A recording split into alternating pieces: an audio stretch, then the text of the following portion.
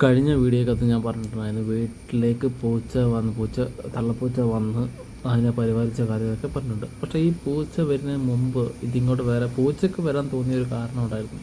അതായത് എൻ്റെ തങ്ങളുടെ മകൻ അച്ചുപോൾ അനക്സ്പോൾ എന്നാണ് വിളിക്കുന്നത്.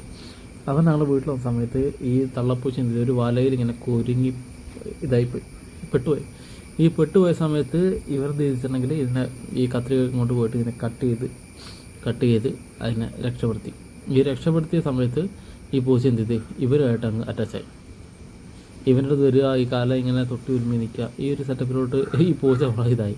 അപ്പോൾ നമ്മളെ വീട്ടിൽ ഇതുവരെ ഒരു പൂച്ചയോ കാര്യങ്ങളൊന്നും ഇല്ലാത്തതുകൊണ്ട് ഇവന് പേടിയായിരുന്നു. ഇതിങ്ങനെ വന്നു കഴിഞ്ഞാൽ നമ്മളെന്തെങ്കിലും പറയുമോ, വീട്ടിലുള്ളവരെല്ലാം പറയുമോ എന്നുള്ള ഒരു ടെൻഷനോ കാര്യങ്ങളും അവനുണ്ടായിട്ടുണ്ടായിരുന്നു.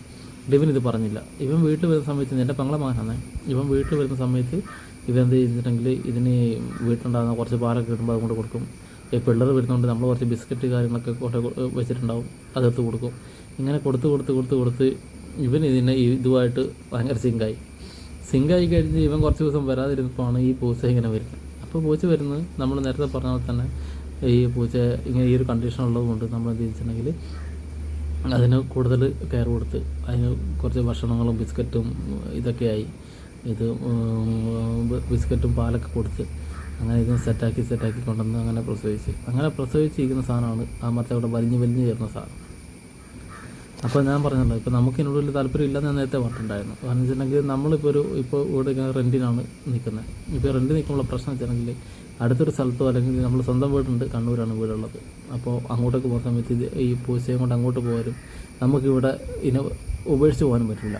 എന്താ വെച്ചാൽ നമ്മളെ വീടോട്ട് പോകുന്ന സമയത്ത് ഇതിനെ ഒന്നുമില്ലാത്ത രീതിയിൽ ഉപേക്ഷിച്ച് പോയി കഴിഞ്ഞാൽ ഉള്ള പ്രശ്നം വെച്ചാൽ നമുക്കൊരു വിഷമവും സങ്കടമൊക്കെ വരും.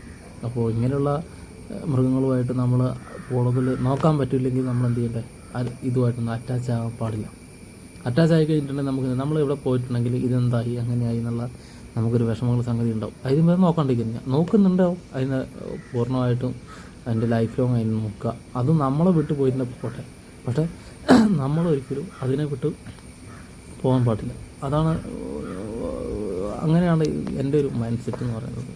ഇപ്പോൾ ഈ കുഞ്ഞുങ്ങൾ നമുക്കൊന്നും ഉറപ്പ് പറയാൻ പറ്റില്ല. ഈ പറയുന്ന 2 കുഞ്ഞുങ്ങൾ ഇവിടെ വളർന്ന് വലുതാവുന്ന കൂടി നമ്മളെ കൂടെ തന്നെ ഇതിൻ്റെ ലൈഫ് നമ്മളെ കൂടെ തന്നെ ആയിരിക്കും ഒന്നും പറയാൻ പറ്റില്ല. ഇതിനെന്താണോ ഇഷ്ടപ്പെടുന്നത് അല്ലെങ്കിൽ എങ്ങോട്ടാണോ പോകാൻ തോന്നുന്നത് അങ്ങോട്ട് ഇത് പോകും. നമുക്കൊരിക്കലും ഇതിൻ്റെ അകത്ത് ഒരു ഉറപ്പും പറയാൻ പറ്റില്ല.